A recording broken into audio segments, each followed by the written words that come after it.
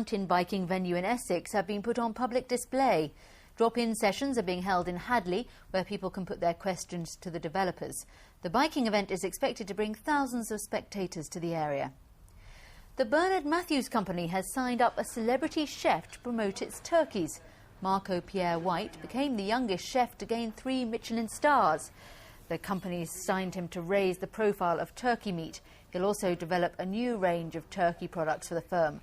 Last month it said it was losing money on frozen turkeys. People in Essex have been given the chance to go behind the scenes of a flood defence on the River Colne. The Colne barrier opened in 1993 and so far this year, at the end of last month, it's already been closed on 5 consecutive days. The Colne barrier has been in operation for 12 years. Built on the river at Wivenhoe, once the switch is turned, it can be closed within 15 minutes. It protects nearly 3,000 properties along the river to Colchester, and it's an increasingly attractive area for people to move to, with new homes springing up in what would have been a floodplain. We have a series of flood trigger warnings up and down the coast of the country, going as far as the northeast, and this is constantly monitored by the agency. And as these triggers are made, then we'll receive a warning to put us onto standby, and then from standby we'll go on to full operational alert. At that point we'll close the gates. It's one of 5 barriers that defend Essex from tidal surges. The East Coast flood of 1953 left hundreds dead. £14.5 million was spent building the Colne barrier to prevent similar disasters.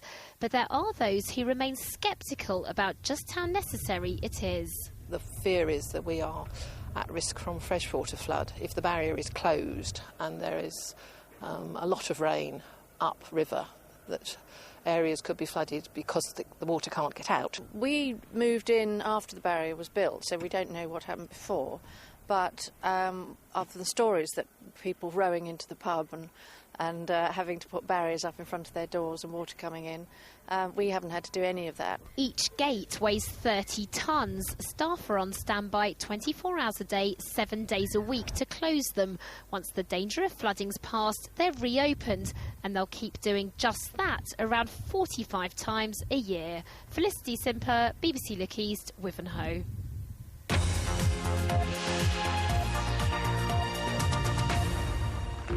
You're watching Look East from the BBC. Coming up, barefoot in the dark.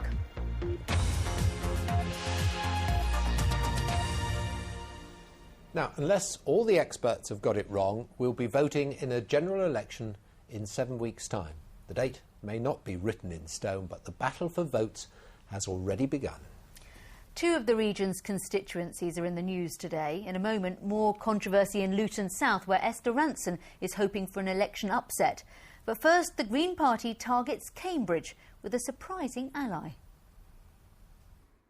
Now, this is something you don't expect to see so close to an election. A high-profile Labour figure sitting next to the Green Party candidate for Cambridge at a Green Party meeting. The threat we face is very much worse.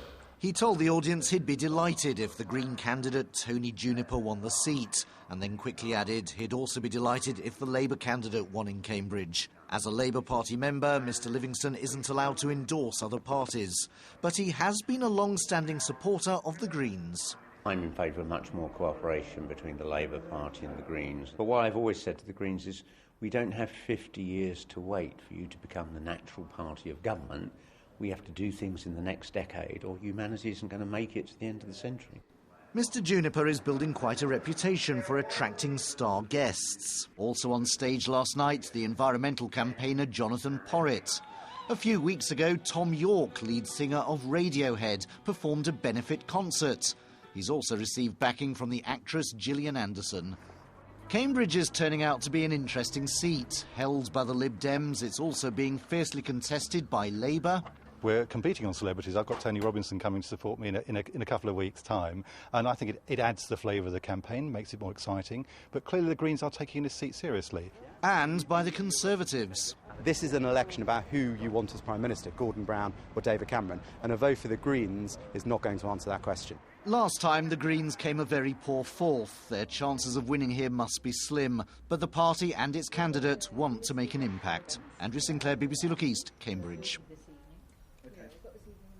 Well, Andrew's with me now. The other news story is, of course, Luton South. What's been happening there? Well, yet another independent candidate joined the fray this week. He's the former BBC presenter Stephen Rhodes. Now, today's Daily Telegraph alleges that he'd been encouraged by the Conservatives to stand in Luton South in order to split the independent vote and, in particular, make it harder for this woman.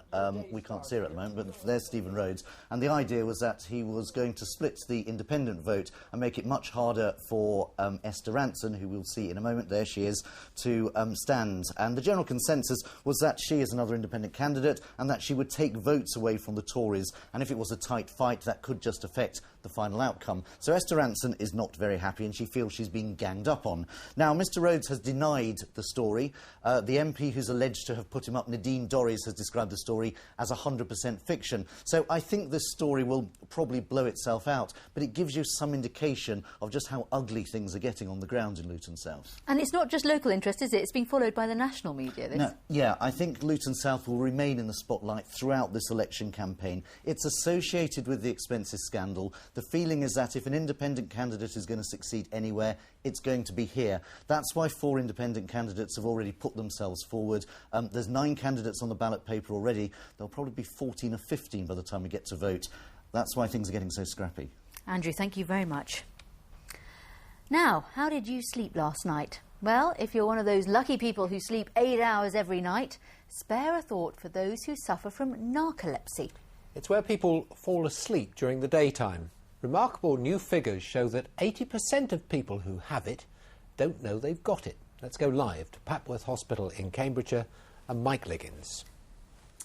Hi Stuart, if you've got a sleep disorder then it's very possible that you could end up here at the sleep centre for a sleep test. You might have seen pictures of people with electrodes on their heads, and that's to measure a number of different things, including brain activity. Now through here, this is where the data gets analysed. This is Colette, one of the sleep technologists, and she's got on her screen some pictures of a gentleman snoring rather loudly, as you can hear. Now, he actually has sleep apnea, one of the most common sleep disorders. But we've been talking today to Claire Allen, who has narcolepsy. Claire Allen is 35. She works for the British Antarctic Survey in Cambridge and was diagnosed with narcolepsy 5 years ago. She did jigsaws to help her stay awake. Claire went to the sleep centre at Papworth, where they discovered she also had cataplexy, which causes temporary paralysis. Claire would suffer anything from her head dropping to complete knee buckling collapse. These happen during the day, and that's what makes them so destructive to someone's life, really, is that they're completely unexpected. They can happen with pretty much any emotional response, although laughter, surprise, shock are kind of the most common ones. And for me, walking down a corridor, if someone walked out of an office ahead of me that I wasn't expecting, that would be enough to trigger a full collapse. At its worst, Claire would have up to 100 attacks a day. She was forced to give up driving and rowing, which she loved. Being on the water on her own was just too dangerous. Claire coped, but only now is she realising just how tough it's all been. I think anybody that has an illness or something change fundamentally in their life just deals with it as it happens. And it's only afterwards that you can put it in perspective. So I'm probably more upset now than I was ever when I was dealing with the attacks, and because I can see what impact they have now. There is no cure for narcolepsy or cataplexy, but Claire Allen is on medication and is now living a near normal life. Attacks are now rare, and she is growing in confidence. Let's talk to John Schneerson, who's the director of the Sleep Centre. How common is narcolepsy? There are around 25,000 people in the UK who've got narcolepsy, but the important point is that around 80% of those probably aren't even diagnosed or treated. I mean, that seems extraordinary. How does somebody not know that they've got narcolepsy? Well, very often being sleepy during the day is being put down to being lazy or bored or not motivated, and people don't realise there might be an underlying medical condition causing it. And you can't cure narcolepsy, but you can treat it. How do you treat it?